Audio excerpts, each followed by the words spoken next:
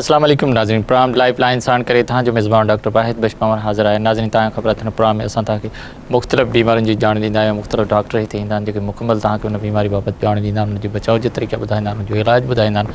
अॼु जेको असां ॻाल्हि ॿोल कंदासीं उहा दाइमी खंघि या दाइमी फिफड़नि जी बीमारी जॾहिं उहा थी वेंदी आहे त उहा ख़तमु न थींदी आहे। उनजा सबब कहिड़ा आहिनि? या दाइमी खंघि या दाइमी फिफड़नि जी बीमारी थींदी छो आहे? उनजा सबब कहिड़ा आहिनि? उनजे बचाव जा कहिड़ा तरीक़ा आहिनि? उनजो इलाजु छा आहे? इन खां कीअं बची सघिजे थो? असां इन ते ॻाल्हि ॿोल कंदासीं। ऐं 14 नवंबर ते जेको आहे सो फिफड़नि जी बीमारी जेका COPD आहे उनजो आलमी ॾींहुं बि मल्हायो वियो, उन बाबति बि कुझु ॻाल्हि ॿोल कंदासीं। तव्हां बि फ़ोन करे असांजे मौजूद महिमान खां फिफड़नि जी बीमारी बाबति को बि सुवाल करे सघो था, पर जॾहिं तव्हां फ़ोन करियो त पंहिंजी TV जो आवाज़ु घटि रखो त जीअं तव्हांजो आवाज़ु असां ताईं पहुची सघे ऐं डॉक्टर साहिबु उनजो तव्हांखे जवाबु ॾिए। अॼु असां फिफड़नि जी दाइमी बीमारी या दाइमी खंघि ते ॻाल्हि ॿोल कंदासीं।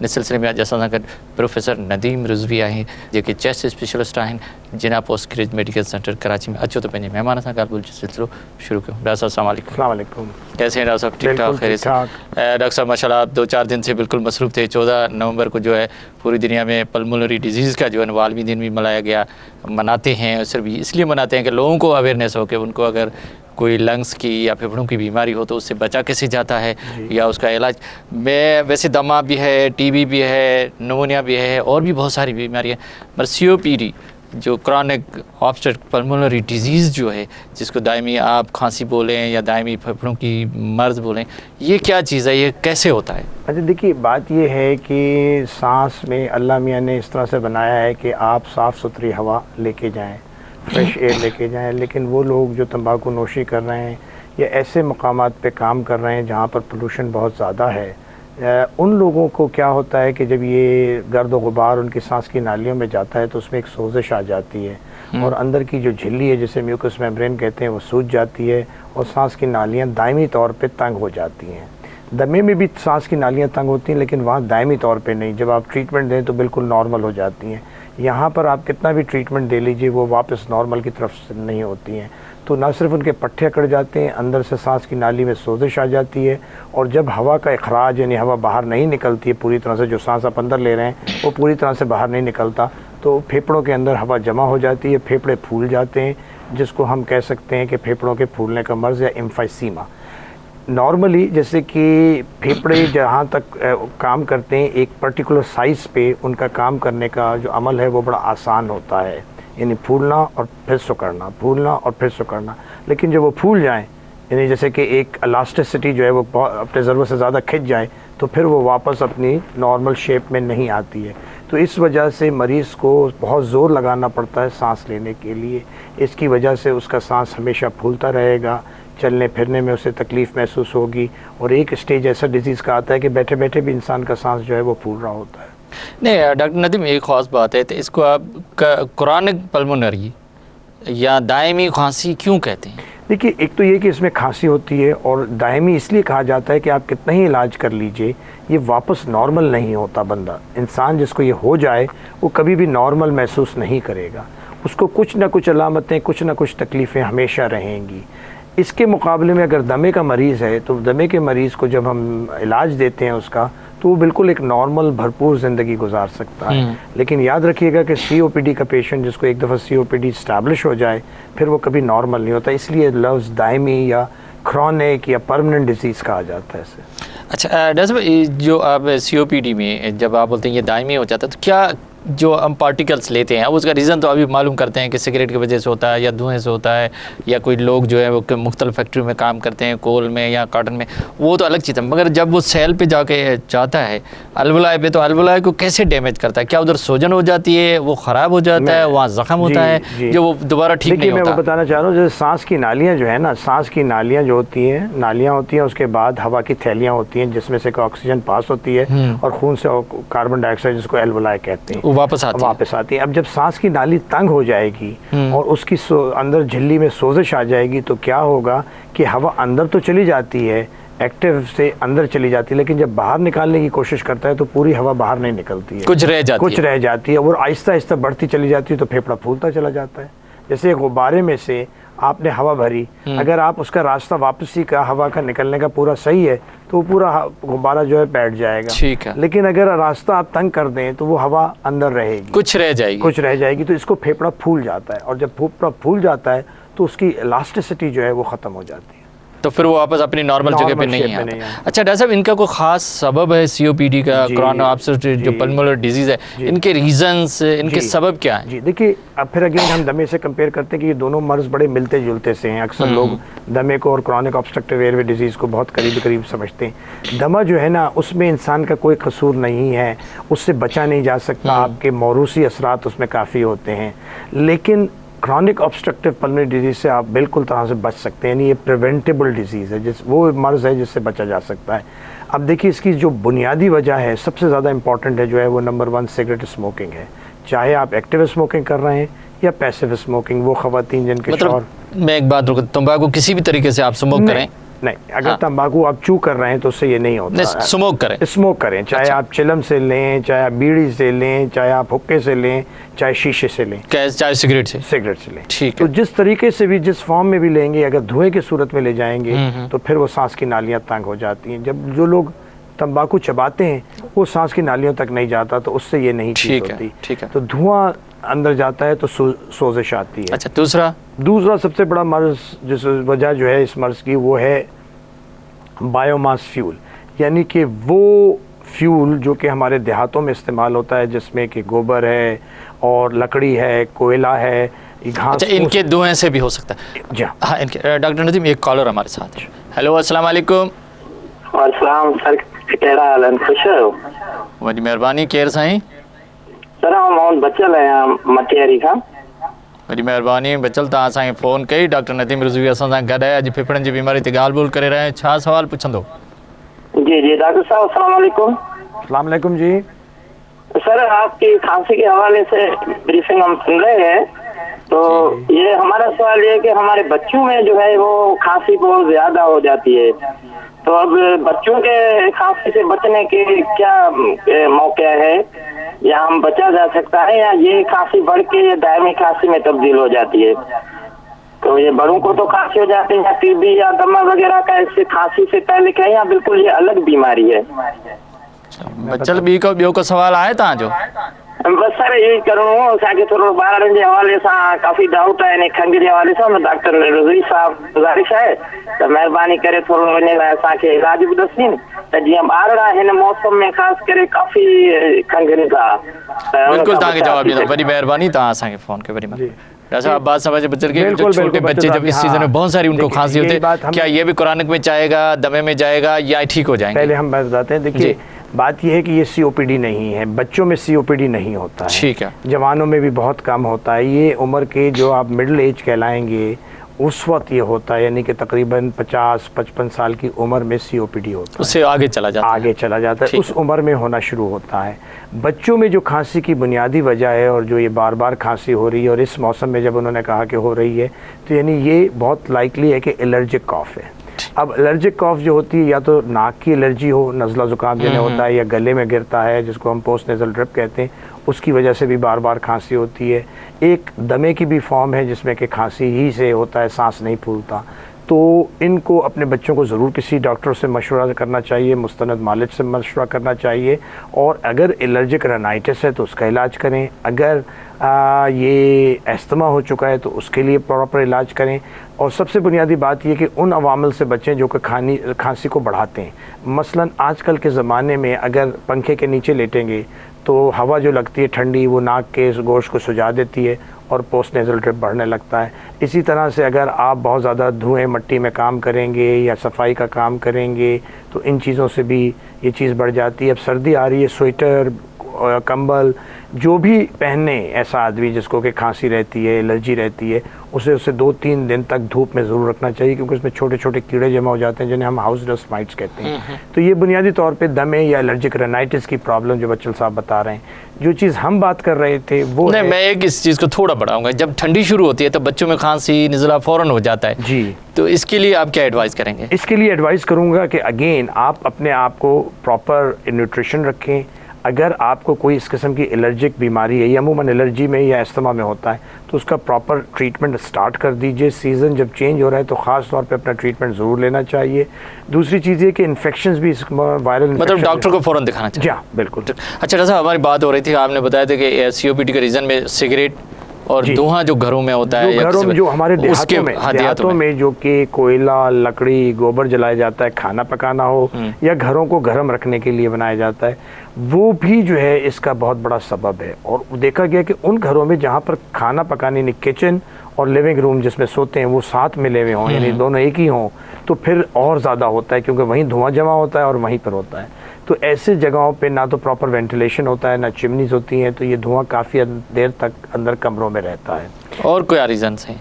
तीसरा बड़ा रीज़न है वो है ऑक्यूपेशन, यानी वो लोग जो कि बहुत ज़्यादा डस्टी एटमॉस्फेयर में काम कर रहे हैं। मसलन हमने देखा कि हमारे मार्बल कटिंग के जो लोग काम कर रहे हैं, जो कि खानों में काम कर, माइनिंग्स में कर रहे हैं, सैंड ब्लास्टिंग हो रही है, जहाँ पर से उसको क्या कहते हैं, चट्टानों को तोड़ा जा रहा है, जो वहाँ पर जो मट्टी उड़ रही है, इवन खाक रोब जो हैं, वो लोग हमारे यहाँ जो कोयले पे इस वक्त काम, अंगीठी पे जला को कबाब बना रहे हैं, ये सब वो लोग हैं जिनके फेफड़े आहिस्ता आहिस्ता फूल जाते हैं, सांस की नालियों, मुख्तलिफ फैक्ट्रियाँ हैं, कॉटन फैक्ट्री है, धान की फैक्ट्रियाँ हैं, बिल्कुल ये सारी चीज़ें जो हैं फेफड़े की, सांस की नाली को ख़राब करती हैं, फेफड़े को फुला देती हैं और उस दायमी मर्ज में कन्वर्ट हो जाता है। अच्छा डॉक्टर साहब, थोड़ा इस बात से मैं फ़ायदा उठाऊंगा कि जो लोग हमारे ज़राअत का काम करते हैं, उसमें जो केमिकल फेंकते हैं या जो फुहारे करते हैं, वो जब एयर में शामिल होते हैं, अगर वो किसी बिल्कुल वो भी चला जाए सांस के जरिए, क्या वो भी डैमेज कर सकता है? इसका बड़ा सबब है। और बाज़ औक़ात फार्मिंग में जो मट्टी इन्वॉल्व होती है, जो डस्ट होती है, वो भी सांस की नालियों में जारी होती है, तो वो भी इसका एक बहुत बड़ा सबब है। तो तीसरी बड़ी चीज़, जैसे मैंने कहा कि ऑक्यूपेशन है। चौथी चीज़ जो है, इसमें बाज़ औक़ात हमारे मुल्क में टीबी बहुत कॉमन है, टीबी हमने ट्रीट कर दी, लेकिन फेफड़ा बहुत बुरी तरह से मुतासर हो गया, तो फिर बाकी मानदा जो फेफड़ा है वो अपना नॉर्मल काम नहीं करता, तो वो भी दायमी मर्ज़ में कन्वर्ट हो जाता है। इसी तरह से दमा है, अगर दमे का इलाज हम शुरू में तशख़ीस ना करें, सही इलाज ना करें, तो वो भी एक स्टेज ऐसी आती है कि जो दायमी में कन्वर्ट हो जाता है, और उसको भी हम क्रॉनिक ऑब्स्ट्रक्टिव एयरवे डिजीज़ में ही लेने लगते हैं, वो भी COPD में चला जाएगा, वो अल्टीमेटली। अच्छा डॉक्टर साहब, जब टीबी की आपने जिक्र किया, जब टीबी होती है तो कहते हैं, आप भी कहते हैं, सब डॉक्टर कहते हैं कि भाई 3 हफ्ते या उससे ज़्यादा अगर आपको मुसलसल खांसी हो रही है तो आप जाके फ़ौरन बलगम टेस्ट कराएं या खून टेस्ट कराएं या एक्सरे कराएं कि आपको टीबी हो रही है। तो इसमें क्रॉनिक जो पल्मोनरी डिजीज़ है, इसमें भी जो है ना वो मुसलसल खांसी हो रही है, तो डिफरेंशियल डायग्नोज कैसे पता चलेगा क्या साइन सिम्पटम है, तो ये टीबी है या क्रॉनिक पल्मोनरी डिजीज़? बिल्कुल आपने कहा, बाज़ औक़ात इसके लिए बड़ा मुश्किल होता है, लेकिन अमूमन टीबी का मरीज़ जो है उसको कुछ अलामत इस खांसी के अलावा और हो रही हैं, जैसे कि उसको बुखार आ रहा है, शाम के वक्त बुखार हो रहा है, वज़न कम हो रहा है, राइट, पसीने बहुत आते हैं। तो अगर ये अलामतें हो तो टीबी की तरफ ज़्यादा। अच्छा, टीबी में दूसरी डॉक्टर नदीम, एक कॉलर है, उसको भी शामिल करते हैं। हेलो, अस्सलाम वालेकुम। सर वालेकुम सलाम। साईं केर था ॻाल्हायो किथां? साईं मां हुसैन बख्श टालपुर में ॻाल्हायां, शहर खरड़ो सां। बड़ी महिरबानी हुसैन भाई, तव्हां असांखे फ़ोन कई। डॉक्टर नदीम असां सां गॾु आहे, छा पुछंदो? सर डॉक्टर नदीम खां सवाल कयों, सर मुंहिंजो गले में ख़राब आहे, तमामु सूर आहे, ॾाढो फड़े थो गलो। कॾहिं खां आहे, केतिरे अरसे खां आहे? तक़रीबन साईं 10-15 ॾींहं थिया आहिनि। अच्छा, कंहिं डॉक्टर खे ॾेखारियो अथव? हाँ, डॉक्टर खे बि ॾेखारियो, दवा वरिती आहे, पर हीअं ख़ारिश जी नमूनो हूंदो आहे न, इहो नमूनो आहे, सड़े थो बिल्कुलु। अच्छा, बुखार आहे, को ॿी तकलीफ़ आहे? न बुखार कुझु कोन्हे, थोरी घणी खंघि आहे बसि। खंघि आहे, चाहे सर्दियुनि में थींदो आहे या कॾहिं कॾहिं थींदो आहे? न सही हींअर ई थियो आहे, कॾहिं कोन थियो आहे। चलो ठीकु आहे, टालपुर साहब तव्हांखे जवाबु ॾींदा, वॾी महिरबानी तव्हांजी। जी, सवाल ये था कि टालपुर साहब का कि भाई मेरे 15 दिन हो गए या उससे भी ज़्यादा खांसी, गला ख़राब हो रहा है, दवाई भी लिया, फ़ायदा नहीं हो रहा है, कभी पहले नहीं हुआ, तो क्या आप एडवाइस करेंगे? बिल्कुल, ये वही चीज़ है जिसको हमने अभी जिक्र किया, पोस्ट नेज़ल ड्रिप, यानी नज़ला हलक में गिरना। और जब ये नज़ला हलक में गिरता है तो ख़ारिश सी रहती है और उसकी वजह से खांसी होती है। और ये जब वेदर चेंज हो रहा है, जैसे अब जो वेदर है उसमें ये चीज़ बहुत कॉमनली देखी जाती है। मैंने जैसे बताया है कि दवा के साथ आपको एहतियाती तदाबीर भी करनी पड़ेगी, यानी उन चीज़ों से बचना पड़ेगा जिन चीज़ों से आपकी खांसी बढ़ रही है। ख़ास तौर पे पंखे के नीचे ना लेटें, अगर AC में इस वक्त लेट रहे हैं तो उसका डायरेक्ट ब्लो जो है आपकी नाक में ना आए, ताकि मट्टी, धुआं, खुशबू, बदबू, इन चीज़ों से जितना बच सकें। दवा में इसमें एंटी एलर्जिक का बहुत बड़ा रोल है, एलर्जी की वजह से होता है, इसलिए लें। बाज़ औक़ात नेज़ल स्प्रेज भी लिए जाते हैं, उससे भी हेल्प मतलब किसी अच्छे डॉक्टर को जी दिखाएं। बिल्कुल बिल्कुल, उसको दिखा के गले में जो अगर अच्छा डॉक्टर साहब, दो बातें आप बता रहे थे उसके बारे में, पहले आप बता रहे थे तो कि जो उसमें टीबी में जो है जी वो बुखार भी आता है, शाम में बुखार पसीना, तो इसमें क्या साइन सिम्टम COPD जी COPD में देखिए बुनियादी तौर पे मरीज को खांसी होगी और बलगम होगा, बुखार नहीं होगा, बुखार अमूमन नहीं होता, जबकि इन्फेक्शन हो जाए तब बुखार होता है। अच्छा। तो अक्सर जो है बस ये फ़र्क है। हाँ जी हाँ, बुखार नहीं होगा इसमें, जब इन्फेक्शन होगा तब होगा। बलगम उसको हर रोज़ निकलता रहेगा और खांसी उसको रोज़ाना होगी। इसके अलावा आहिस्ता आहिस्ता उसका सांस भी फूलना शुरू हो जाएगा। जहाँ वो काम करेगा या कोई एक्सरसाइज करेगा, सीढ़ियाँ चढ़ेगा, तो पहले तो इस तरह से होता है, फिर ये सांस का जो है तकलीफ वो आहिस्ता आहिस्ता बढ़ती जाएगी। मतलब यही डिफरेंशियल डायग्नोसिस। बिल्कुल डॉक्टर साहब आपसे बातें का सिलसिला जारी है और करते रहेंगे, आगे भी इसको बढ़ाएंगे वक्त व छोटे वक्त में। नाज़रीन वठूं था हिकिड़ो नंढड़ो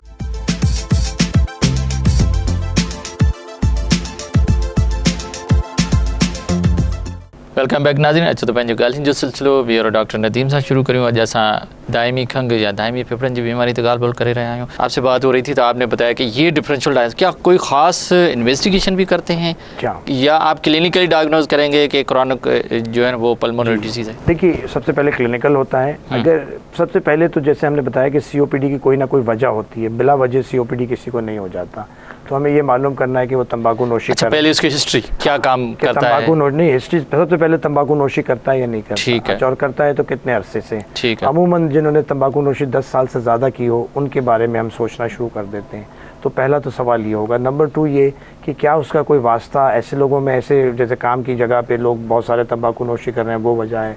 तंबाकू नोशी जिस किसी भी फॉर्म में की जा रही है, चाहे शीशा पिया जा रहा है, चाहे हुक्का, चाहे बीड़ी, वो सब इसमें इंक्लूड होंगे। ठीक है। दूसरी चीज़ उनका काम क्या है, पेशा क्या है, तो वो चीज़ें मालूम करते हैं। तो पहला काम तो ये होता है कि वो चीज़ों को मालूम किया जाए जो कॉज हैं।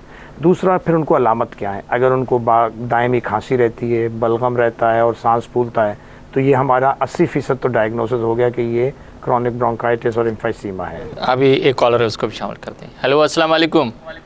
हाँ अस्सलाम वालेकुम डॉक्टर साहब। वालेकुम अस्सलाम। अदा केर था ॻाल्हायो? डॉक्टर किशोर इस्लामकोट जी डॉक्टर किशोर, वॾी महिरबानी। छा पुछंदो डॉक्टर साहब? वॾी महिरबानी, थैंक यू। खुश आहियो? अल्लाह शुक्र। डॉक्टर नदीम असां सां गॾु आहे, छा पुछंदो?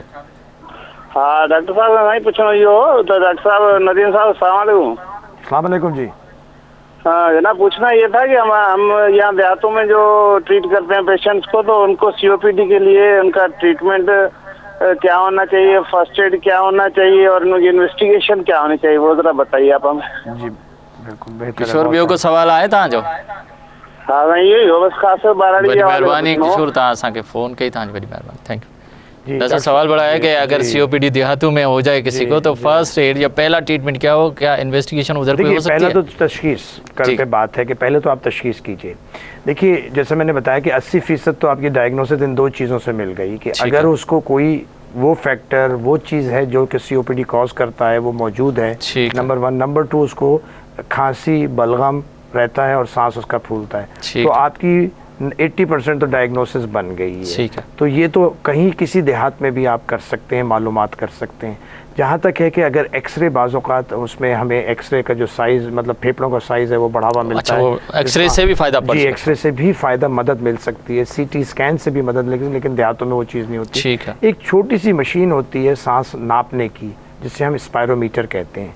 मैं समझता हूँ कि हमारे देहातों में भी मौजूद होनी चाहिए, लेकिन ये बड़ी बदकिस्मती है कि ब्लड टेस्ट तो हम कर लेते हैं, एक्सरेज कर लेते हैं, लेकिन सांस को हम नहीं नापते, सांस में रुकावट को कभी मेजर नहीं करते। इसीलिए, और ये पाकिस्तान में नहीं सारी दुनिया में अंडर यूटिलाइज ये है, इसी वजह से COPD की डायग्नोसिस बहुत लेट होती है, जबकि मरीज़ ख़ुद आपके पास आके ये नहीं कहने लगता कि जी मेरा सांस फूल रहा है, मुझसे चला नहीं जा रहा, तब आप इसको सोचते हैं कि हाँ इसको COPD हो सकता है। तो अगर हम स्पायरोमीट्री हर उस आदमी की कराना शुरू कर दें जो कि तंबाकू नोशी कर रहा है या डस्टी जगह पे काम कर रहा है या घरों में बायोमास फ्यूल जला रहा है, तो हमें बहुत जल्दी पता चल जाएगा। अब जहाँ तक इलाज की बात की, डॉक्टर साहब ने कहा जी देहातों में हम इलाज क्या करें जी, तो इलाज सबसे पहला तो ये है कि किसी तरह से भी अपने मरीज़ को ये मोटिवेट कीजिए कि वो तंबाकू नोशी को छोड़े। ठीक है। देखिए स्पायरोमीट्री का एक बहुत बड़ा फ़ायदा, यानी सांस की कुव्वत को मापने का एक बड़ा फ़ायदा है कि मरीज़ को ये बताने के लिए बड़ा आसान है कि देखो तुम्हारा अब कुव्वत जो है अपनी उम्र के हिसाब से 40% रह गई है, तो तुमने 60% तो अपना फेफड़ा जो है वो खराब कर दिया। और ये भी बताना है कि जो 60% फेफड़ा खराब हो गया वो कभी वापस नहीं आएगा। जो खराब हो गई चीज़ वो कभी दोबारा बनती नहीं है। हम दवाएं कितनी ही दे लें, सिवाय दवा से हम सांस मतलब जो तकलीफ़ें हैं उनको थोड़ा कम कर देते हैं, लेकिन उस सांस की कुव्वत को दोबारा वापस नॉर्मल की तरफ कभी भी नहीं ले जा सकते। तो मैं समझता हूँ देहातों में भी ये समझाइए कि तंबाकू नोशी से दूर रहें, तंबाकू पीने वाले से दूर रहें। तीसरी चीज़ ये है कि अगर आपके घरों में वहाँ पर ये बायोमास फ्यूल का इस्तेमाल है तो घरों में वेंटिलेशन और चिमनियों को बनवाइए। अपने घरों में चिमनी होनी चाहिए जहाँ चूल्हा लगा हुआ है, ताकि उसका धुआं जो है कमरों में ना फैले। डॉक्टर साहब फर्स्ट एड क्या होना चाहिए? बाकी सही है, देहातों में डॉक्टर भी नहीं मिलता, अगर किसी को खांसी हो रही है बहुत कराने का है तो फौरन कोई दवाई है उसकी? नहीं सर, ऐसा कुछ भी नहीं है। देखिए इसमें ऐसा कोई चीज़ नहीं है, फिर हम ट्रीटमेंट पे प्रॉपरली बात करेंगे, लेकिन फर्स्ट एड कोई ऐसी चीज़ नहीं है। मतलब सिम्टोमेटिक कुछ दे सकते हैं? अगर कोई सिम्टोमेटिक दे सकते हैं आप। बाज़ औक़ात एंटीबायोटिक का रोल होता है अगर बहुत ज़्यादा बलगम पीला आ रहा है। बाकी प्रॉपर ट्रीटमेंट इसका है। डॉक्टर साहब एक कॉलर है उसको भी शामिल करते हैं। हेलो अस्सलाम वालेकुम। साईं वालेकुम अस्सलाम। डॉक्टर साहब खुश आहियो। अब्दुल अज़ीज़ लंजार दरबेलो खां पियो ॻाल्हायां साईं। वॾी महिरबानी अब्दुल अज़ीज़, तव्हां असांखे फ़ोन कई। डॉक्टर नदीम असां सां गॾु आहे, छा पुछंदो? साईं डॉक्टर नदीम साहब खां रिक्वेस्ट आहे त असां वटि ख़ासि करे 20 सालनि खां घटि उमिरि जे छोकिरनि में जेके का बि नशे वार शइ इस्तेमालु बि न कंदा आहिनि, पर उन्हनि खे बि डॉक्टर डायग्नोसिस कंदा आहिनि त साईं हिनखे फिफड़नि जी बीमारी आहे। छा ईअं वाक़ई थी सघे थो? जे आहे त उन्हनि जो कहिड़ो एहतियात करणु खपे? जेके सिगरेट बीड़ी या इन्हनि शयुनि खां पोइ ख़ासि करे जेको आहे सो उन एज जा ॿार या जेके नौजवान आहिनि उहे परे आहिनि, पर पोइ बि डॉक्टर साहब अहिड़े क़िस्म जी ट्रीटमेंट ॾियनि या डायग्नोसिस कनि त उनजो एहतियात थिए या वाक़ई इहा ईअं थी सघे थो? ॿियो को सवाल आहे अब्दुल अज़ीज़ तव्हांजो? जी न साईं, ॿियो को कोन्हे। वॾी महिरबानी, तव्हांखे जवाबु ॾींदा। वॾी महिरबानी तव्हांजी। अब्दुल अज़ीज़ का ये सवाल है कि अक्सर हमारे दरबेलो से बात कर रहे थे नवाब शाह नौशर फिर से, तो वो उसका यह है कि छोटे बच्चे 20 साल से कम उसमें अक्सर खांसी होती है, अगर गला ख़राब होता है या तो अक्सर डॉक्टर बोलते हैं कि भाई आपको जो है फेफड़ों की जो है ना वो कोई बीमारी हो गई है। क्या बच्चों में, जबकि वो नशा भी नहीं करते हैं, किस किस्म, क्या ऐसा कोई बीमारियाँ हैं या उनको क्या होता है? ये डॉक्टर क्यों कहते हैं? तौर पर मैंने जैसे बताया शुरू में कि एलर्जी की वजह से खांसी होगी या दमे की वजह से खांसी होगी। बाज़ औक़ात बचपन में कोई शदीद नमोनिया हो गया तो जिसकी वजह से फेफड़े आपके नाकारा हो गए, तो वो भी वजह हो सकती है खांसी और बलगम की। बच्चों में जैसे हम ब्रोंकाइटिस कहते हैं, यानी कि सांस की नालियां फैल जाएं। सांस फेफड़ा नहीं, सांस की नालियां फैल बगैर नशे के भी हो सकता है? जी बिल्कुल हो सकता है, इन्फेक्शन की वजह से। अगर बचपन में कोई इन्फेक्शन हो जाए तो उसकी वजह से भी हो सकता है। तो ये सबब होता है, इसलिए डॉक्टर बोलते हैं कि आपका फेफड़ा खराब, बाकी उसमें जो है COPD नहीं होती। वो COPD नहीं है। अच्छा डॉक्टर साहब, आप बात कर रहे थे कि जब हम डायग्नोस पे जा रहे थे तो आपने 2-4 चीज़ें तो बता दी। क्या 80% जब उसके स्पायरोमीटर जो है वही जो है उसका नॉर्मल क्या है, वो कैसे आप नापते हैं? देखिए नॉर्मल हर आदमी का जो होता है एक वैल्यू होती है जो कि उसके कद पे, उसकी उम्र पे और उसके जेंडर यानी मेल है या फीमेल, उस पर डिपेंड करती है। वो एक प्रेडिक्टेड वैल्यूज़ होती है, यानी एक वैल्यू दी हुई होती है कि एक आम आदमी का सांस जो है वो इतना होना चाहिए। जैसे चल मैं एक एग्जाम्पल 5 लीटर होना चाहिए। हम किसी भी इंसान को जब चेक करते हैं अगर वो 2 लीटर आ रहा है तो इसका मतलब है कि काफ़ी कम है। तो हम उसको कुछ दवाएं देते हैं कि वापस वो नॉर्मल की तरफ आ सकता है या नहीं आ सकता। 5 लीटर। अच्छा, उसमें आप लीटर के से तो हर एज का अलग अलग होता है? जी हर एज का अलग अलग। ठीक है, डॉक्टर साहब एक कॉलर है उसको भी शामिल करते हैं। हेलो अस्सलाम वालेकुम। सर वालेकुम सर, न्याज़ हुसैन ममरो नाले खां अर्ज़ु कयां थो। वॾी महिरबानी, छा पुछंदो डॉक्टर साहब? सर डॉक्टर साहब साईं खां इहो अर्ज़ु आहे त असांजे गले में एलर्जी आहे, रेशो किरे थो। मां डॉक्टर सईद आख़ुम सखर मां स्पेशलिस्ट आहे गले जो, उन खां बि दवा वरिती ऐं ॿियो बि डॉक्टर खां दवा वरिती, पर उन जो फ़र्क़ु कोन थो। गले जो आवाज़ बि थोरो घबराइजे थो, ईअं रेशो किरे थो, कुझु ईअं वक़्ती फ़ाइदो थिए थो। एंटीबायोटिक बि घणियूं खाधियूं आहिनि। घणो अरसो थी वियो तव्हांखे? सर तक़रीबन 12 महीना थी वियो। 12 महीना थी विया आहिनि? 2-2.5 महीना साईं, 2-2.5 महीना। अच्छा, सिगरेट वग़ैरह पीअंदा आहियो? न सर, न सिगरेट न पान पराग, को बि नशो मां न कंदो आहियां। नशे खां मां भागी आहियां। मूंखे धूम न वणंदो आहे। सिगरेट में को माण्हू पाणी पीअंदो मां उन में गिलास में पानी पीअंदो। तो मतलब तव्हांजो गलो बिल्कुलु हाणे ख़राब थो रहे, इलाज सां ठीक नथो थिए? गलो ख़राब रहे थो, आवाज़ डेमेज रहे थो ऐं माना हिन ते ॼण तो रेशो किरे थो पियो, रेजिस्टिव लाइन थिए थो। वॾी महिरबानी, तव्हांखे जवाबु ॾींदा। तव्हांजी वॾी महिरबानी। डॉक्टर साहब जा अगेन समझ गए? मैं जी मैं समझ गया वही कि गला खराब है, इलाज भी कराया, वो रेशा गिरता है, रेशा गिरता है, नशा वशा कोई नहीं करता। बिल्कुल नहीं करते डॉक्टर साहब। आजकल जैसे मैंने पहले ही बताया कि मौसम ऐसा है कि जिन लोगों को एलर्जी होती है वो बढ़ जाती है वेदर चेंज से, और जो जितने भी आपके कॉलर आ रहे हैं ये इसी चीज़ की शिकायत कर रहे हैं कि नज़ला हलक में गिर रहा है। बिल्कुल बच्चों में भी कॉमन है, बड़ों में भी कॉमन है। तो मैंने फिर बता दूं कि उन चीज़ों से बचने की कोशिश कीजिए जिनकी वजह से एग्रीवेट होता है। ख़ास तौर पे पंखे के नीचे ना लेटें, कोई कपड़ा गर्म ना पहने जब तक कि उसको धूप अच्छी तरह से ना लगाई हुई हो, कोई भी धुएं, मट्टी, खुशबू, बदबू। कोई इन्फेक्शन भी इस ठंडी में आ जाता है? बाज़ औक़ात इन्फेक्शन भी हो सकता है अगर बलगम बहुत ज़्यादा। अच्छा, टॉन्सिल जो है वो बढ़ सकते हैं? बिल्कुल, नज़ला पीछे गिरने की वजह से आपको फ्रेंजाइटिस हो सकता है, यानी कि जो पीछे की दीवार है उसमें इन्फेक्शन हो जाता है, या साइड में टॉन्सिल्स होते हैं वो भी इन्फेक्ट हो जाता है। तो इनको क्या करना चाहिए? किसी डॉक्टर के पास जाना? डॉक्टर से, ENT वाले से मशवरा करना चाहिए, और अगर ज़रूरत हो तो उसकी बाकायदा इलाज करना चाहिए। डॉक्टर साहब एक और कॉलर है हमारे साथ। हेलो, अस्सलाम वालेकुम।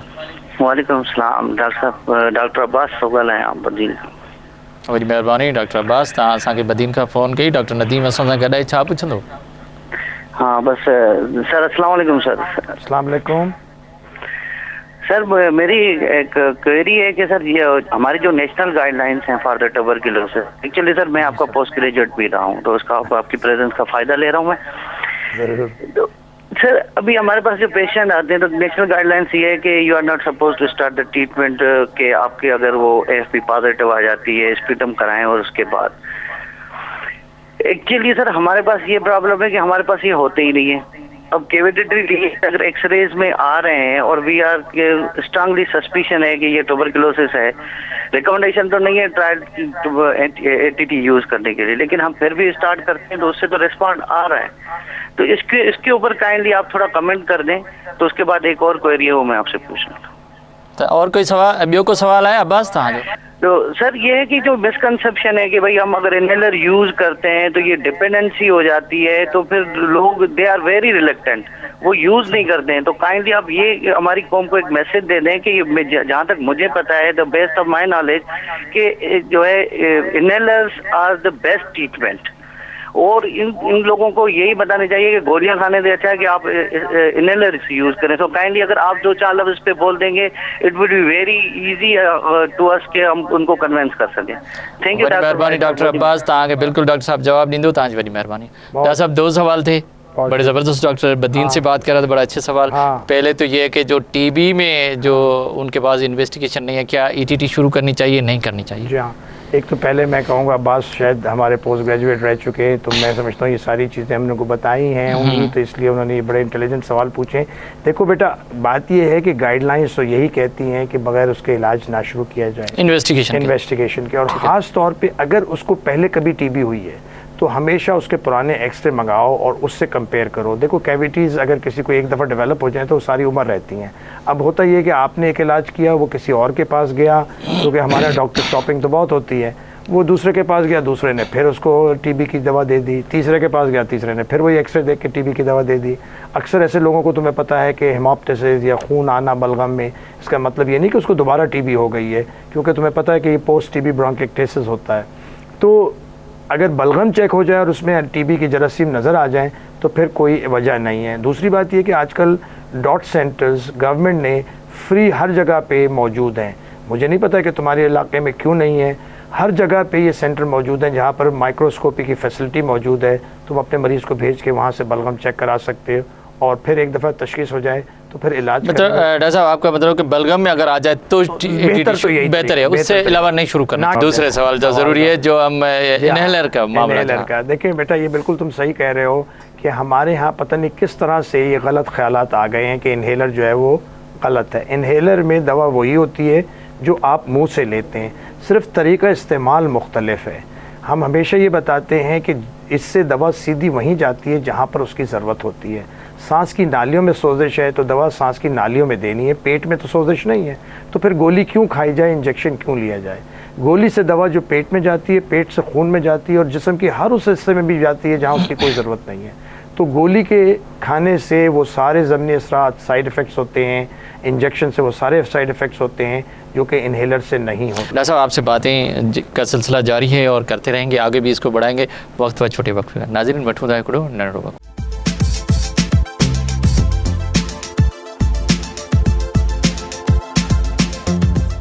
वेलकम बैक नाज़रीन। अचो तो पंहिंजो ॻाल्हियुनि जो सिलसिलो ॿीहर डॉक्टर नदीम सां शुरू करियूं। अॼु असां दायमी खंघ या दायमी फेफड़नि जी बीमारी ते ॻाल्हि ॿोल करे रहिया आहियूं। जो आप पंप की बात कर रहे हैं, मैं थोड़ा सा लोग समझ रहे हैं, अब लोग समझ रहे हैं। पंप से जो हम दवाई मुंह से जो लेते हैं, मतलब सांस के जरिए, वो ज़्यादा फ़ायदेमंद है, उससे कोई नुकसान नहीं है डॉक्टर साहब? उससे ज़्यादा फ़ायदा है? देखो, थोड़ी सी अकल अगर इस्तेमाल की जाए कि दवा सीधी वहीं जा रही है जहाँ ज़रूरत है, मतलब फेफड़ों में जा रही है, फेफड़ों में तो जा रही है। इसकी कोई आदत हो जाए तो कोई फ़र्क भी नहीं पड़ता। देखिए, आदत नहीं है, आदत और ज़रूरत में थोड़ा सा अच्छा, ज़रूरत है, ये आदत नहीं है। अगर ख़त्म हो जाए तो। डॉक्टर साहब, एक और कॉलर है हमारे साथ। हेलो, अस्सलाम वालेकुम। वालेकुम सलाम डॉक्टर साहब। डॉक्टर किशोर इस्लाम को सर वरी हिकिड़ो सवाल पुछणो आहे साईं खां। जी जी किशोर, पूछो। हाँ डॉक्टर साहब, आपसे पूछना ये था कि ये सीओपीडी में स्टीरॉइड का क्या ज्यादा रोल है, कितने कैसे किस हिसाब से दिया जाए, कैसे टेपर ऑफ किया जाए, और जो जो जेटोफिन वगैरह हम देते हैं या मोंटिल्यूकास्ट में देते हैं, उनका क्या रोल है और कितने देर तक देना चाहिए इनको? बड़ी मेहरबानी डॉक्टर किशोर, तहाँ असांखे फ़ोन के इस्लाम कोर्ट से बात कर रहे थे। स्टीरॉइड का क्या रोल है? डॉक्टर भाई, एक तो आपका प्रोग्राम डॉक्टर्स बहुत देखते हैं, गौर से सुनते हैं। बहुत अच्छा सवाल है। बिल्कुल डॉक्टर साहब, बात ये है कि स्टीरॉइड का कंपेयर टू एस्थमा, अगर एस्थमा से मिलाया जाए तो कम रोल है। ठीक है। लेकिन जब मर्ज ज़्यादा बढ़ जाता है और सोजिश ज़्यादा बढ़ जाती है तो हमें इन्हेलर से स्टीरॉइड इनको भी देने पड़ते हैं। ख़ास तौर पे वो जिनको बार बार अटैक्स हो रहे हैं, यानी जिनको एक्यूट एक्सर्बेशन यानी एक्यूट अटैक जो हैं सीओपीडी के बार बार हो रहे हैं, उनको स्टीरॉइड इन्हेलर देना फिर ज़रूरी हो जाता है। जब अटैक इसके बावजूद अगर हो जाए तो हम मुंह से स्टीरॉइड देते हैं, और मुंह से स्टीरॉइड जब दिए जाते हैं तो 5 से 7 दिन, 8 दिन, 10 दिन, इसके बाद नहीं दिए जाते हो। और फिर सडनली जब सोजिश कम हो जाए, मरीज़ ठीक हो जाए, तो फिर फ़ौरन बंद किए जा सकते हैं। टेपर करने की ज़रूरत भी नहीं होती अगर 15 दिन से कम इस्तेमाल की जाए। दूसरा इनका सवाल है कि मोंटिल्यूकास्ट का सीओपीडी में मोंटिल्यूकास्ट का कोई रोल नहीं है, दमे में रोल है। जेटोफिन का सीओपीडी में कोई रोल नहीं है, हाँ दमे में, एलर्जिक रेनाइटिस में, छोटे बच्चों में बाज़ औक़ात उसका रोल है, लेकिन ये दमे की दवा नहीं है, ये एलर्जी की दवा है। यानी और अब एलर्जी की हमारे पास बहुत सारी दवाएं आ गई हैं, तो जेटोफिन को बहुत कॉमनली हम इस्तेमाल नहीं, मतलब स्टीरॉइड भी किसी हद तक इस्तेमाल किया जा सकता है, इससे ज़्यादा नहीं। एक और कॉलर है हमारे साथ। हेलो, अस्सलाम वालेकुम। वालेकुम सलाम। संकीर सर, पुल्लू खान बोल रहा हूँ, कराची से। जी। तो डॉक्टर साहब से ये मशवरा लेना है, मेरा लड़का है, उसको फेफड़ों में है, पैदाशी दमा है। अच्छा। अचानक वो टीके भी लगा रहा है, पता नहीं है वो, हमको पता नहीं चला, कुछ टीके भी लगा रहा है और सही नहीं हो रहा है। उम्र क्या है उसकी? 22-23 साल है। मतलब ठीक नहीं हो रहा है? नहीं हो रहा है। ठीक है, आपका जवाब देते हैं, बड़ी मेहरबानी। अच्छा डॉक्टर साहब, मैं इसकी चीज़ को थोड़ा बढ़ाऊंगा। इसने बोला कि पैदाशी, क्या लंग्स खराब हो सकते हैं, सीओपीडी हो सकती है, दमा हो सकता है, क्या हो सकता है? दमा होता है, सीओपीडी कभी भी पैदाशी नहीं। अच्छा, पैदाशी दमा हो सकता है, हमारे खुद पैदा करता है। नहीं, दमा हो सकता है, दमा हो सकता है। अच्छा, इसको 22 साल है। हाँ बिल्कुल, इनको हो सकता है पैदाइशी दमा हो। हाँ। लेकिन जो इन्होंने बात की वो बड़ी इंपॉर्टेंट है कि देखिए, वो इलाज अपना इंजेक्शन से कर रहा है। मैं बार बार बता रहा हूँ कि इंजेक्शन से दवा जिस्म के हर हिस्से में जाती है, और हो सकता है कि वो स्टीरॉइड के इंजेक्शन दिए जा रहे हैं उसको। और जब ये इतने लंबे अरसे तक, यानी 20-22 साल का हो गया, हाँ, इंजेक्शन लिए, तो सच्ची बात है कि इलाज बहुत मुश्किल और तकलीफ देह हो जाता है। तो खुदारा अभी उसको फ़ायदा नहीं हो रहा है। जब भी फ़ायदा नहीं हो रहा, वो स्टेज में, अब वो क्रॉनिसिटी में चला जा रहा है, अब वो सीओपीडी के स्टेज में चला जाएगा, जिसका कि कितना ही इलाज अभी आपके पास आ जाए जिन्ना अस्पताल में। ज़रूर आ जाए, मैं ज़रूर देख लूँगा। लेकिन मेरा इनसे गुजारिश ये होगी कि खुदारा जो भी सुन रहे हैं वो इस तरह के इलाज ना कराएं। ये इंजेक्शन के इलाज जो हैं ये बहुत ख़तरनाक हैं, और इसी तरह से ये जो गैर मुस्तनद मालिज हैं जो पुड़ियाँ बना के देते हैं, हमारे यहाँ अभी भी खोखरा पार में दम के कैप्सूल। नहीं, मतलब मैं ये अगर आपके पास आ जाए जिन्ना अस्पताल में, आप इसको देखो और मतलब इसका इलाज हो सकता है। देखिए, ये तो डिपेंड करेगा जब इसको देखा जाएगा, और देखा जाएगा कि कितने और किस किस्म के इंजेक्शन लिए हैं, उस पर ही अंदाज़ा हो सकता है। अब मेरे ख्याल में आपकी बात ये सुन रहे होंगे, आपके पास आएंगे, जिन्ना में दिखाएंगे, फिर आप इनका जो भी इलाज है, जो भी बेहतर होगा वो कर देना। एक और कॉलर है हमारे साथ। अस्सलाम वालेकुम। सही, वालेकुम अस्सलाम। ये मेरी बेटी है 5 साल की जी। तो उसको है ना, ये खांसी वगैरह बहुत है, ज्यादा अरसे से है, तो क्या 5 साल की बच्ची को टीबी हो सकती है? कोई दवाई लिया आपने? जी डॉक्टर चेक करवा रहे हैं। अच्छा, आपका नाम क्या है, कहाँ से बात कर रहे हो? सर, मैं कराची से बात कर रहा हूँ, मेरा नाम मोहम्मद शुएब है। कितने अरसे से खांसी है? कितने अरसे से खांसी हो रही है? सर 2 महीने से हो गई। 2 महीने से बुखार है, तो बताया नहीं, वो अभी कॉल शायद कट गई, मगर खांसी है, इलाज भी करा रहे, तो ये क्या होता है बच्चों में? आप किस तरफ इसको, COPD तो हो ही नहीं सकती? नहीं, COPD नहीं है। देखिए फिर अगेन ये एलर्जिक रेनाइटिस या दमे की कैफियत है। TB भी हो सकती है, 2 महीने से खांसी हो रही है, लेकिन वही सवाल हम पूछ रहे थे कि कोई वज़न गिर रहा है या कोई बुखार आ रहा है या कोई पसीने के उसको आ रहे हैं। बच्चों में हमने देखा कि बहुत सुस्त हो जाते हैं, यकीनन बुखार की वजह से। तो ये सारी अलामतें हमें इंडिकेट करती हैं कि हो सकता है कि TB भी हो। तो बचपन में TB ज़रूर हो सकती है, लेकिन COPD नहीं हो सकता बचपन में। अच्छा डॉक्टर साहब, अगर किसी को COPD हो गया, क्रॉनिक जो पल्मोनरी डिजीज़ हो रही है, खांसी मुसलसल हो रही है, तो जब वो आपके पास आएगा तो आप तो एक तो स्पायरोमीटर से उसका जो है वो डायग्नोज, क्लिनिकली डायग्नोज उसकी हिस्ट्री से हो जाएगा, तो उसका ट्रीटमेंट जो है ना वो क्या है? आप ट्रीटमेंट कैसे देंगे उसको? कि क्यों आप कह रहे हैं कि इस बीमारी का इलाज मुकम्मल नहीं है, जैसे शुगर है, ब्लड प्रेशर है, हार्ट डिजीज, उनको जो है ना हम चला रहे हैं, तो इसका ट्रीटमेंट का क्या तरीका होगा? मगर एक कॉलर है, उसको भी शामिल करते हैं। अस्सलाम वालेकुम। वालेकुम अदा की खैरपुर नाथन शाह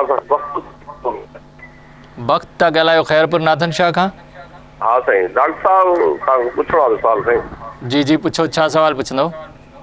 ऐं मुंहिंजी उमिरि मतिलबु जेको आहे 45 साल आहे। नंढे लाइ खां वठी मूंखे ज़ुकाम रहंदो, हाणे उहो दम जी सूरत इख्तियार करेगा। हाणे इनहेलर इस्तेमालु थो कयां, सियारो अचे थो, उन में जेको आहे सो मूंखे सॼो गलो मुंहिंजो ख़राबु, चेस्ट ख़राबु, एंटीबायोटिक जेको हाई लेवल जो क्लेरीसिड, ओरीलॉक्स ऐं तमामु घणियूं खाई मतिलबु तंग थी पियो आहे, ॾाढी तकलीफ़ आहे। चेस्ट ख़राबु आहे, हर वक़्तु चेस्ट ख़राबु आहे, गलो ख़राबु आहे, दम आहे। ठीकु आहे, तो छा पुछण था चाहियो डॉक्टर साहब खां? ऐं इहो पुछण थो चाहियां त आख़िर इलाजु कहिड़ो आहे? इहे मुंहिंजा लंग्स ख़राबु थी विया आहिनि या उनखे टेस्ट करायां या जेको आहे इहो एंटीबायोटिक ते ज़िंदगी गुज़ारियां?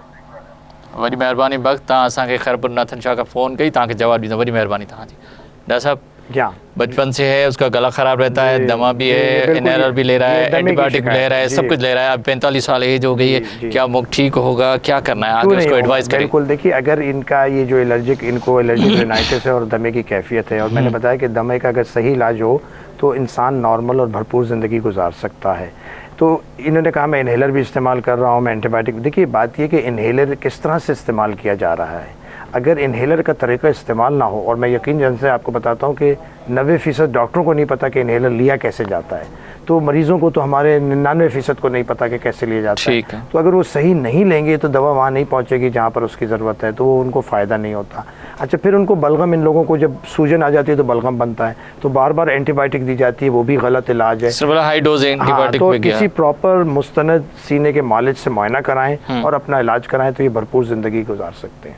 अच्छा, मतलब अभी ये किसी से जाके, क्या इसमें कोई इन्वेस्टिगेशन करानी होगी इसको? हाँ, यकीनन वो देखेंगे कि किस वजह से इनको हो रहा है, क्या इन्होंने इनहेलर लेने की तरकीब सही नहीं है या उसका तरीका सही नहीं है, और कौन सा इनहेलर ले रहे हैं। इनहेलर की डिफरेंट स्ट्रेंथ होती है, हर इनहेलर एक जैसा नहीं होता है, तो वो सारी चीज़ें तशख़ीस करके ही दी जाएंगी।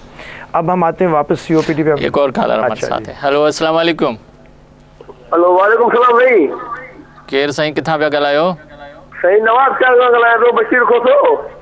वॾी महिरबानी बशीर खोसो, तव्हां असांखे नवाब शाह खां फ़ोन कई, छा पुछंदो डॉक्टर? मूंखे एरी करे मां ॾाढी दवा बि कराई आहे जी, पर फ़र्क़ु कोन थो पए। हाणे महिरबानी डॉक्टर खे साहब खे चओ, महिरबानी को मशवरो ॾिए त गले में एलर्जी तमामु घणी आहे। छा गलो ख़राब थो रहे? गलो ख़राब थो रहे तव्हांजो? जी सही। इनहेलर लिया, उनको फ़ायदा नहीं हो रहा? नहीं, ये बोला मुझे वो गला ख़राब रहता है, मतलब एलर्जी हर वक्त रहती है। जी हाँ, तो वही देखिए, ये सारी कैफियत आजकल क्योंकि बहुत ज़्यादा हो रही है, ये गले में सोजिश रहना, गले में इरिटेशन रहना और गले में ख़ारिश रहना, ये सब चीज़ें नज़ला पीछे गिरने की वजह से हो रही हैं। तो वही वाली बात जो हमने पहले भी जिक्र किया था कि उन चीज़ों से बचें। चटा साहब, मेरा सवाल तो था कि हम ट्रीटमेंट पे जाएंगे, मगर बहुत सारे लोग जो कॉलें आई उनमें ये ज़ाहिर हुआ कि हर वक्त गला ख़राब हो रहा है, नज़ला हो रहा है, ज़ुकाम रहा है। तो जब ये एलर्जी हो, रेनाइटिस हो, साइनोसाइटिस हो, गला ख़राब हो, गला पीछे गिरा हो, क्या इस वजह से भी COPD हो सकती है? हाँ, अगर बहुत देर तक ये चला जाए, दमे में कन्वर्ट हो जाए, दमे का प्रॉपर इलाज ना हो, अगर 30-40 साल एलर्जी हर वक्त रहती हो, 10 साल तक किसी का दमे का इलाज, 20 साल तक इलाज ना हो, तो फिर वो सांस की नालियाँ परमानेंटली नैरो हो जाती हैं और उसको हम फिर COPD, वो बिल्कुल COPD से मुशाबत इख्तियार कर लेते हैं। मतलब ये भी उसका सबब बन सकता है? Chronic asthma can be converted into COPD। तो ऐसे जो है रेनाइटिस वगैरह जो है, तो इनका फ़ौरन और जल्दी इलाज करना चाहिए, इतना उसको आगे ना बढ़ने दिया जाए जो COPD में चेंज हो जाए। एक और कॉलर है हमारे साथ। अस्सलाम वालेकुम। वालेकुम अस्सलाम। सर मैं मोहम्मद आशिम बात कर रहा हूँ शिकारपुर से। मोहम्मद हाशिम, बड़ी मेहरबानी आपने फ़ोन की। क्या पूछेंगे डॉक्टर साहब से? एक पेशेंट हूँ दमे का। ओके ओके, जी जी। मैं इनहेलर यूज करता हूँ अपना एरोलिन, गले में ये खराश रहती है और जो बलगम मुझे आता है, मैं सुबह शाम को 2 मरतबा इनहेलर यूज करता हूँ। अच्छा, और कोई तकलीफ है? डॉक्टर साहब से ये गुजारिश है कि डॉक्टर साहब और कोई आपका सवाल है? एरोलिन के अलावा कौन सा इनहेलर? और एलोन के अलावा और कोई इनहेलर आप इस्तेमाल करते हैं? हाँ दूसरा भी है, वो अपना नाम उसका मुझे अभी याद नहीं है। चलो तो ठीक है, आशिम आपको तो जवाब मैं देते हैं। सुबह बड़ी मेहरबानी आपकी। एस्थमेटिक पेशेंट हैं, इनहेलर एक का तो नाम बताया, दूसरे का नहीं बताया डॉक्टर साहब, और आप इनको क्या एडवाइस करेंगे? देखिए, पहली बात ये है कि इनको एक का नाम याद है, दूसरे का नाम याद नहीं है। ये बताता है हमें कि वो दूसरा वाला कम इस्तेमाल हो रहा है। जो दूसरा वाला है वो असल इनहेलर है। एरोलिन को तो कभी कभी इस्तेमाल करना चाहिए, जबकि वो वाला जो इनहेलर दूसरा जो बचाव, आप क्या एडवाइस दें? किसी डॉक्टर के पास जाएं? बिल्कुल जाएं। और दूसरा, अब इनके जिस दमे के मरीजों को एलर्जिक राइनाइटिस या पोस्ट नेजल ड्रिप बहुत कॉमन होती है, 80% को होती है, तो उसका भी इलाज कराना है, सिर्फ अस्थमा का इलाज नहीं होना चाहिए। तो उसका इलाज कराएंगे तो ये खारिश ठीक हो जाएगी। अच्छा डॉक्टर साहब, ट्रीटमेंट वक्त भी तो खत्म हो रहा है। ट्रीटमेंट में एक तो पहली बात बता दूं कि जी बच्चे उन चीज़ों से जिनसे आपको COPD होता है। ठीक है। दूसरी चीज़ ये कि ट्रीटमेंट इसका बुनियादी तौर पे अगेन इनहेलर से होता है। दवा सीधी वहीं जाती है जहाँ पर उसकी ज़रूरत है। इनहेलर एक ब्रोंको डायलेटर होता है जिसका ज़्यादा इंपॉर्टेंट रोल है, यानी कि सांस की नालियों की जो सुकड़ गई हैं उनको खोलने में मदद देता है, सांस लेने में दुश्वारी कम हो जाती है।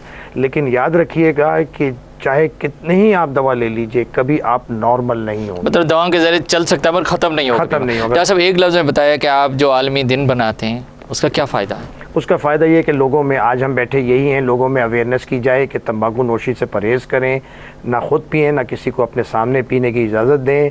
अगर आप ऐसी जगह पे जहाँ पर बहुत ज़्यादा पोल्यूशन है काम कर रहे हैं तो वहाँ पर प्रॉपर वेंटिलेशन या अपने ऊपर, मतलब आप इस दिन नॉलेज देते हैं, लोगों को बताते हैं कि जो अपने फेफड़ों की जो दायमी बीमारी से कैसा बचा, कैसे? बिल्कुल। एक लफ्ज़ में मैसेज, पैगाम क्या होगा? मैं यही कहूँगा फिर से कि तंबाकू नोशी ना खुद करें, ना किसी को अपने सामने करने दें, घरों में प्रॉपर वेंटिलेशन रखें।